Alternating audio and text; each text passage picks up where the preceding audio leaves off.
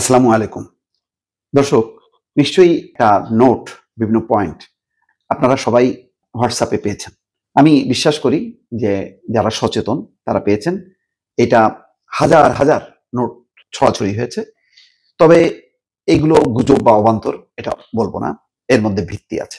ভিত্তিটা হলো এই, করিডোর ইস্যুতে একটা টানটান উত্তেজনা। যে করিডোর যদি দেওয়া হয় তাহলে একটা যুদ্ধ পরিস্থিতির মতো সৃষ্টি হবে। আজকে নিশ্চয়ই বুঝতে পেরেছেন জাতীয় নিরাপত্তা উপদেষ্টা কোন পরিস্থিতির মধ্যে আজকে তিনি বক্তব্য দিয়েছেন। তার বক্তব্যের সারমর্ম হচ্ছে এই যে না কোনো সামরিক যুদ্ধ, অস্ত্র সরবরাহ এসব উদ্দেশ্যে করিডোর না, নিতান্তই মানবিক, একেবারেই মানবিক, এবং এটা হচ্ছে জাতিসংঘের প্রস্তাব, বাংলাদেশের কিছুই না। এবং যখন নাকি জাতিসংঘ কোনো ত্রাণ পাঠাবে তখন বাংলাদেশ অংশে বাংলাদেশের যারা সশস্ত্র বাহিনী, আইন শৃঙ্খলা বাহিনী, তারা সেটা চেক করবে এবং কোনোভাবেই নতুন করে কোনো মানে কেউ ঢুকতে পারবে না।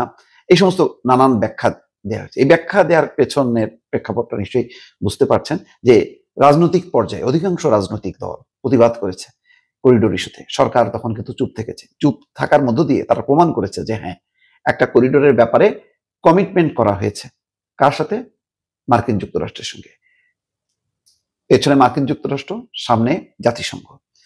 এর উদ্দেশ্যটা কি? উদ্দেশ্যটা হলো যে এই অঞ্চলে একটা অবস্থান যারা নিতে পারে মার্কিন যুক্তরাষ্ট্র, তার বিপক্ষে কারা থাকবে? বিপক্ষে থাকবে হচ্ছে চীন এবং একই সঙ্গে ভারত। ভারত এবং চীন কখনোই চায় না যে মার্কিন যুক্তরাষ্ট্র প্রবেশ করুক। কিন্তু মানবিক করিডোরের নামে তেমন একটি অবস্থান নিশ্চিত করতে চেয়েছিল সরকারের কেউ কেউ। আমি যেহেতু বলবো না যে একেবারে হয়ে গেছে, কেন আমার কাছে কোনো নোট নেই, কিন্তু এটা আপনারা সবাই জানান। যার কারণে একটা বাংলাদেশের সামরিক বাহিনীর মধ্যে একটা উত্তেজনা তৈরি হয়েছে এবং এটি নিয়ে তারা বেশ রিয়াক্ট করেছে যে এত স্পর্শকাতর একটা বিষয় সেনাবাহিনী জানলো না। আরো গুরুত্বপূর্ণ রাজনৈতিক দলগুলো তো বলেছে যে সর্বদলীয় বৈঠক অথবা নির্বাচিত সরকার ছাড়া এই ধরনের একটি সিদ্ধান্ত সরকার কোনোভাবেই নিতে পারে না। না শুধু করিডোর, শুধু না, এই যে সমুদ্র বন্দর বিদেশিদের ব্যবস্থাপনায় দেয়া, এটাও একেবারে আত্মঘাতী একটা সিদ্ধান্ত। এই কাজগুলো অনেকে মনে করেন সবগুলো করা হচ্ছে নির্দিষ্ট একটি দেশের স্বার্থে, এবং তার পেছনের কারণ হলো যাতে তাদের সমর্থন নিয়ে ক্ষমতায় থাকা যায়।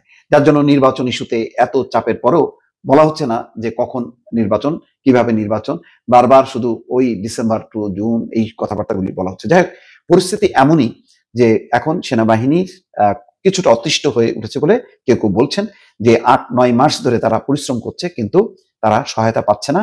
তারা রীতিমতো ক্লান্ত যে এই সিভিল প্রশাসন যাদের যা কাজ সেই কাজ গোছানো হচ্ছে না, আইন শৃঙ্খলা পরিস্থিতির উন্নতি হয়নি, গার্মেন্টস একের পর এক বন্ধ হচ্ছে।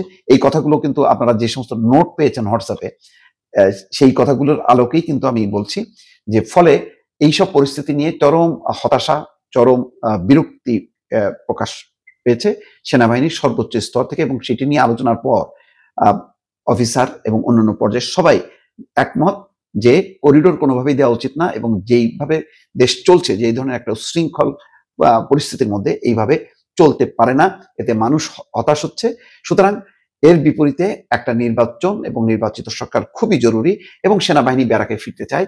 যতক্ষণ না পর্যন্ত নির্বাচন না হচ্ছে, নির্বাচিত সরকার না আসছে, ততক্ষণ পর্যন্ত সেনাবাহিনী যে ফিরে আসবে সেই পরিস্থিতিও নেই। কেননা তাহলে সিভিল প্রশাসন বা পুলিশ প্রশাসন একেবারেই ভেঙে পড়বে। এখন পুলিশ অনেকটাই সেনাবাহিনীর উপর নির্ভরশীল।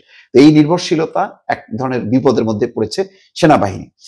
তো এখানে বলা হচ্ছে যে গত রাতে মিটিং হয়েছে, আজকে সকালেও মিটিং হয়েছে সেনাবাহিনীতে, এবং সেনাবাহিনী শেষ পর্যন্ত সেনাপ্রধান যেভাবে বক্তব্য দিয়েছেন এবং বর্তমান পরিস্থিতি যেভাবে ব্যাখ্যা করেছেন, তাতে অফিসাররা সন্তুষ্ট এবং তারাও মনে করছেন, একমত যে দ্রুত একটা নির্বাচন দরকার। বিএনপি এতদিন এককভাবেই বলছিল, অন্যরাও, জামাত ইসলামও অবশ্য বলেছে তারা রমজানের আগে চায়। সেই কথাটা বিদ্যমান পরিস্থিতির আলোকে, যেহেতু করিডোর, সমুদ্র, এই বিষয়গুলো খুব স্পর্শকাতর, এবং সেনাবাহিনী যেভাবে পুলিশের মতন দায়িত্ব পালন করছে, এটা অমর্যাদাকর এবং এটা লম্বা সময় ধরে চলতে পারে না। এইসব বিষয় নিয়ে মোটামুটি একটা ঐক্যমত্য প্রতিষ্ঠা হয়েছে, যার ফলে পরিস্থিতি এমন যে অনেকে আশঙ্কা করছেন যে ডক্টর ইউনূস সরকার বা ডক্টর ইউনূস যে পর্যায়ে গেছেন সেখান থেকে ফিরে আসাটা তার জন্য খুবই কঠিন।